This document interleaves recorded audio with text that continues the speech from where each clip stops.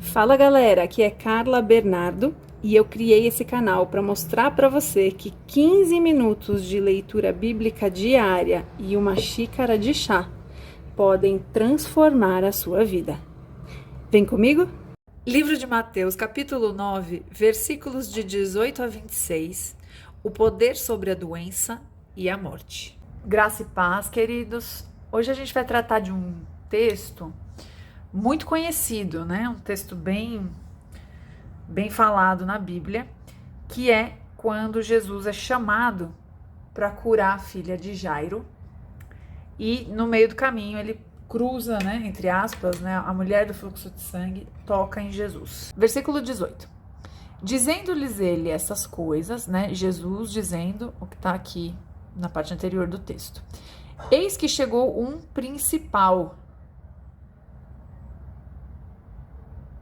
Aqui no texto diz principal, mas nas versões mais comuns, que a gente vê mais, está como líder da sinagoga, né? Então, ou seja, era um chefe judeu reconhecendo aqui, que a gente vai ver, o poder de Jesus, né? Olha só, chegou um principal e o adorou, ou seja, esse homem aqui, conhecedor da lei, um mestre, né, judeu, adorou Jesus. O líder da sinagoga, né, tinham várias sinagogas. O líder da sinagoga, a gente pode tentar comparar hoje ao pastor da igreja, tá? Vamos pensar que era isso, né? Tem a sinagoga ali, o líder de lá, o pastor daquele lugar. Então, esse homem, ele tinha um cargo de liderança entre os judeus, nos quais a maioria não reconhecia Jesus como Messias, e a gente vai ver que esse homem aqui reconhece a messiandade de Jesus, né? Dizendo: minha filha faleceu agora mesmo. Ó. Ele não está dizendo que ela está doente. Ele está dizendo que ela acabou de morrer. Mas vem, impõe-lhe a tua mão e ela viverá. Olha a fé desse homem.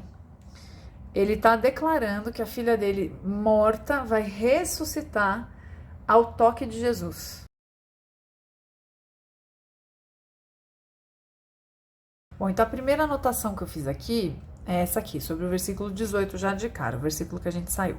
Jairo não só reconhece quem é Jesus através da adoração, como tem fé suficiente para crer que Jesus pode ressuscitar a sua filha. Aí a gente volta aqui para o texto, versículo 19. E Jesus, levantando-se, seguiu-o.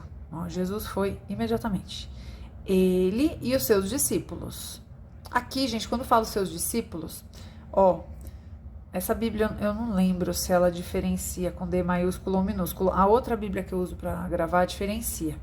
Então, não vou ter certeza. Aqui, como tá com D minúsculo, mas de qualquer maneira, aqui não são os 12, tá? Tá se referindo a muitos. Todos aqueles que acompanhavam Jesus foram junto, tá? A galera. Agora, não sei dizer se nessa Bíblia aqui ele diferencia. Na outra que eu tenho, quando fala dos 12, ele põe o D maiúsculo no começo, né?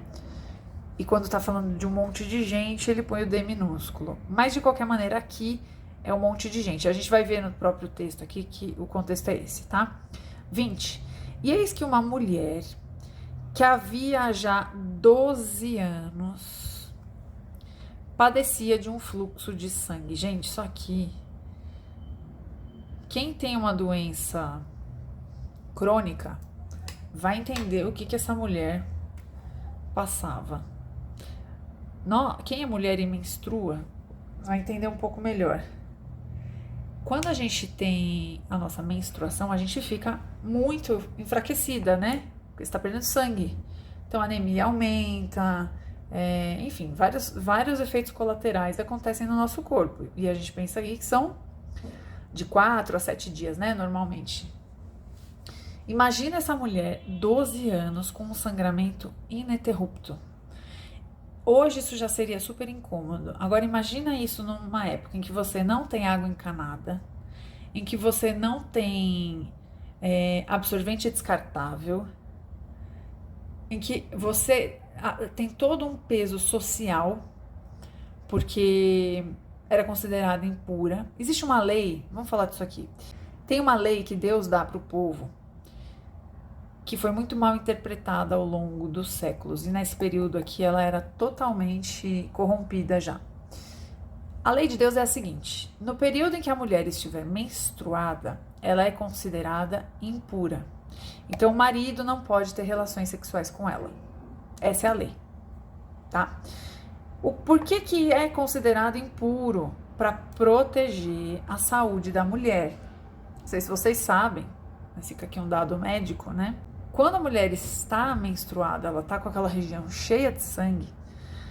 Se você tem relação sexual, e entra uma bactéria estranha, porque bactéria a gente tem um monte no nosso corpo. Uma bactéria estranha numa região cheia de sangue, essa mulher pode morrer em poucos dias, tá? Isso é um fato.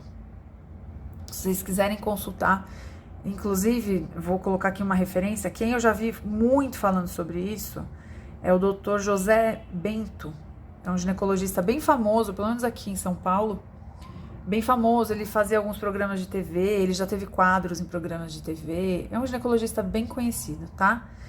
E ele bate muito nessa tecla, já vi muitas entrevistas dele, ele falando isso, não tenha relação quando você estiver menstruada, porque o seu útero tá cheio de sangue, uma bactéria estranha que entre, morte em poucos dias e não tem o que fazer. Então assim, hoje, um médico explicando, existe esse risco, tá? Então imagina naquela época. Então quando Deus traz a lei, todas as leis de Deus, elas têm uma justificativa, que talvez na época a ciência e a medicina não conhecessem o porquê, e que hoje quando a gente vai estudar, é muito claro que as leis, muitas das leis, principalmente dadas a Moisés, eram muito estabelecidas na saúde do povo, né? Elas tinham efeitos na saúde do povo. Então a lei é essa, não pode ter relação sexual com a mulher, porque ela é considerada impura nesse período. E isso era para proteger a mulher, gente, tá? O que vai acontecendo ao longo do tempo, e que infelizmente acontece até hoje, tá? Tem tribos na África, na Ásia, que até hoje colocam esse estigma em cima da mulher menstruada, né? Então aqui ela era considerada impura num grau assim de não poder ficar perto, ela tinha que ficar isolada, tinha que fazer o banho, tinha que não sei o que, não sei das quantas. Então assim, em cima da lei que Deus deu, então Deus determinou que ela era impura e que ela tomasse um banho de purificação ao final do período menstrual. Quando a gente vai lá para o texto de 2 Samuel, quando Davi vê Betseba se banhando no terraço, o texto diz que ela está tomando o banho da purificação da menstruação. Então era um banho específico, né? Finalizou o ciclo menstrual, tinha um ritual religioso para se purificar. Então Deus determinou essa lei única e exclusiva, ela ficava impura para o sexo com o marido. Somente isso, porque os homens não respeitavam esse prazo, por isso que Deus deu a lei. E existia o ritual da purificação, que era esse banho, ponto. Quando chega aqui no tempo de Jesus, como tudo que os fariseus fizeram, distorcem tudo, a menstruação já tinha virado um estigma sobre as mulheres, tá? E como eu disse, tem tribos que até hoje, eu ouvi relatos de uma tribo africana, que eles fazem as meninas dormirem numa cabana afastada da tribo, e pega chuva, um lugar horrível, entendeu? E é isso. Então a coisa foi sendo desenrolada, foi sendo mal interpretada ao longo dos anos, como tudo o que os fariseus fizeram com as leis, aqui não é diferente, tá?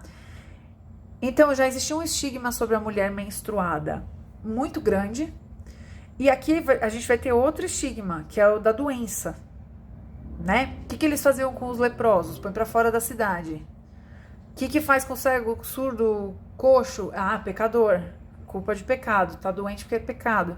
Então existia um estigma sobre a falta de saúde, e aí, no caso dela, o da menstruação, que aqui ligava as duas coisas, ela tinha um fluxo de sangue que não parava. Então o estigma social em cima dessa mulher, ele era gigantesco, né? Então, além do incômodo, do que ela devia sentir de dor, de tudo que ela já tinha gasto para se tratar, você tem o estigma social. Essa mulher perdeu absolutamente tudo. Em outros textos vai dizer que ela perdeu tudo que tinha, gastou tudo que tinha com médicos, então ela perdeu dinheiro, ela perdeu status social, ela perdeu tudo. É dessa mulher que a gente está falando, tá? Então a gente tem aqui uma menina morta, que já está morta, e uma mulher lutando para viver há 12 anos. E olha que interessante, elas têm a mesma idade. Eu acho que aqui não fala a idade da menina, mas em outros textos diz que a filha de Jairo tinha 12 anos. Então olha que interessante.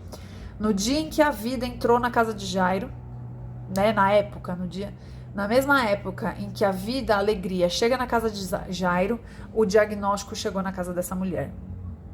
Então, há 12 anos, Jairo desfruta da presença da filha, da alegria da filha, e há 12 anos essa mulher padece com essa doença. Então, ela tinha o fluxo de sangue, chegando por detrás dele, tocou a orla de sua roupa.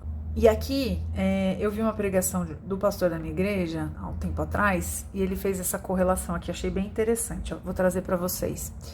Em Malaquias 4, tem um versículo que ele é traduzido como asas, mas no hebraico é usada exatamente a mesma palavra para asas e orla das suas vestes. Então, deixa eu trazer aqui, ó. Cadê? Aqui, ó. Em Malaquias 4, no Antigo Testamento diz, 4:2, né? Mas para vocês que temem o meu nome, olha só, para quem teme a Deus, o sol da justiça se levantará. Quem é o sol da justiça? Jesus, trazendo cura em suas asas, tá? Esse é o texto mais encontrado. Aí aqui ele tá explicando, eu procurei no Google, que eu lembrava de ter visto isso, não lembrava exatamente o que era, mas foi isso aqui que meu pastor explicou. Então, a conexão desse versículo com orla das vestes baseia-se no significado do termo hebraico para asas, que também pode ser traduzido como bordas ou orlas de um manto. Então, pode ser que essa mulher conhecesse o versículo de Malaquias, tá? Então, ou talvez existisse já inculcado nas pessoas a respeito das profecias do Messias, e uma delas era essa, né? Que ele traria cura na orla de suas vestes.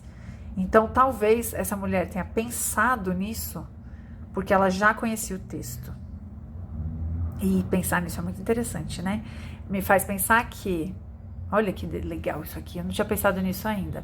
Eu estava conversando com uma amiga essa semana, falando para ela que eu tenho tido anseio de acessar mais as coisas espirituais, que eu tenho a impressão de que existe um mundo espiritual tão imenso e que a gente conhece 1% dele, né? E essa amiga me disse isso, ela falou, Carla, eu acho que jejum, oração, tudo isso é importante, mas a maneira mais eficiente da gente acessar o que existe no mundo espiritual é através do conhecimento da palavra. Não tem outro jeito, você vai lendo a palavra e ela vai se revelando, ela vai se auto-explicando. Um livro aponta para outro livro e tudo começa a fazer sentido. E olha isso aqui, é isso. Então aqui, quando a gente vai lá em Malaquias, a gente entende que provavelmente essa mulher conhecia essa profecia. E conhecendo a escritura, ela decidiu ter acesso a algo que estava no espiritual. Que aquela multidão que estava ali, eu não sei se esse texto vai falar, mas nos outros falam que era uma multidão que apertava Jesus. Ninguém entendeu, mas essa mulher entendeu. E muito provavelmente porque ela conhecia a palavra. Então, o que você está fazendo aqui hoje, de sentar e estudar a palavra, eu também, né? Quando a gente medita na palavra, ela vai nos trazendo... Eu não gosto desse termo porque ficou muito banalizado nos tempos pra cá, mas é exatamente isso, tá? Ela vai nos trazendo chaves pra gente acessar portas no mundo espiritual, tá? E eu creio que essa mulher, ela tinha esse entendimento. Por isso que ela alcançou algo que todo mundo que estava ali em volta não alcançou. Nesse momento aqui, a gente vai ver que em outros momentos outras pessoas alcançaram, mas nesse momento, o que diferenciou essa mulher é porque ela conhecia algo que os outros talvez até conhecessem, mas estavam dispersos, não ligaram uma coisa a outra. E ela fez a conexão, entendeu? Então fica aqui de incentivo pra gente, né? Seguir estudando a palavra de Deus. E aí já vem aqui, ó, 21. Porque dizia consigo, se eu tão somente, ó, se eu apenas tocar a sua roupa, ficarei sã. Ela sabia que encostando na roupa de Jesus, ela ficaria curada. E Jesus, voltando-se e vendo-a, disse, tem ânimo, filha. Aqui, ó, já trata como filha. Eu amo isso de Jesus, gente. Já está incluso. Se você der um passo de fé, se você der uma demonstração de que crê em Jesus, ele já te recebe como filho, como filha. Você já entrou para a família. Isso é muito maravilhoso. A tua fé te salvou. Que em nome de Jesus a gente tenha fé para ouvir isso de Jesus. Já pensou que lindo? Ouvir isso de Jesus? Ó, a tua fé te curou, a tua fé te salvou. Que Deus nos dê essa fé. E imediatamente a mulher ficou sã. Versículo 23. E Jesus, chegando à casa daquele principal, você vê que Jesus não muda o caminho. Ele parou ali, atendeu a mulher, ela foi curada e ó, vida que segue. Fica de lição pra gente. Às vezes a gente tá indo num rumo, aparece um negócio no meio do caminho que é bom. Né? Que não é bom, ele curou uma mulher doente há 12 anos. E aí a gente quer ficar ali. Ah, aqui já tá bom. Não, volta lá pro foco do que você estava fazendo antes. Foi para casa de Jairo. E Jesus chegando à casa daquele principal e vendo os instrumentistas e o povo em alvoroço, disse-lhes, esses instrumentistas aqui é pro funeral, tá? Isso aqui eram os músicos contratados pro funeral. Disse-lhes, retirai-vos. A menina não está morta, mas dorme. E riram dele. 25. E logo que o povo foi posto fora, entrou Jesus, pegou-lhe na mão, e a menina levantou-se, como se quem estivesse dormindo. E espalhou-se aquela notícia por todo aquele país, ou toda aquela região, né? Cada tradução vai trazer uma palavra.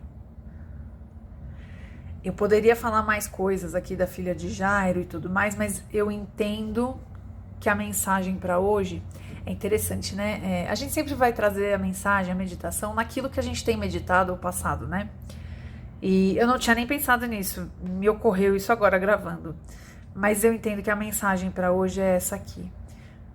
Provavelmente essa mulher conhecia o texto de Malaquias e por conhecer a palavra, ela teve acesso a essa chave da cura dela.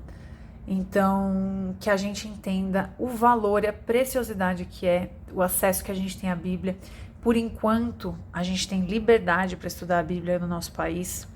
Hoje você entra aqui no YouTube, faz uma pesquisa, acha uma infinidade de vídeos. Achou esse vídeo aqui, né? E você pode ter acesso à palavra. Então, que não nos falte sede para buscar. E que também não nos falte gratidão para entender o privilégio que a gente tem e que a gente aproveite isso ao máximo, né? Coma a palavra. Tem alguns textos na Bíblia que falam de profetas que durante a visão Deus deu o pergaminho para eles comerem, né? João fala isso em Apocalipse e, se eu não me engano, é Ezequiel ou Jeremias, gente, eu sempre confundo os dois. Mas tem duas passagens em que Deus dá a palavra, o rolo, né, para que eles comam. Então, que a gente tem essa fome, tem esse apetite, porque eu creio que tem muito mais para a gente acessar no mundo espiritual. Tem coisas que já nos foram dadas na cruz, né? Jesus, quando ele ascende, quando ele fala com os discípulos antes de ressuscitar, ele diz isso, todo o meu poder vai ser transferido para vocês, todo. Assim, tudo que eu fiz aqui, eu dou para vocês. E eu tenho me questionado, por que a gente não consegue executar o que Jesus executava? Porque não é desculpa falar, né, mas é porque ele era Jesus. Não, mas ele já disse que ia transferir isso pra gente. Por que a gente não tem acessado? E eu me incluo, tá, gente? Eu não tô... Aqui eu tô falando mais pra mim do que pra vocês. Porque a gente não tem acessado o sobrenatural da maneira que Jesus fez aqui, que é relatado nos evangelhos. Se ele disse que iria transferir pra gente todo o poder e que coisas maiores do que o que ele fez a gente também faria, né? Então, é isso. Fica aqui esse convite para que você se comprometa a estudar mais a Bíblia, a ler a palavra, para que a gente tenha esse acesso. Amém? Que Deus abençoe todos vocês.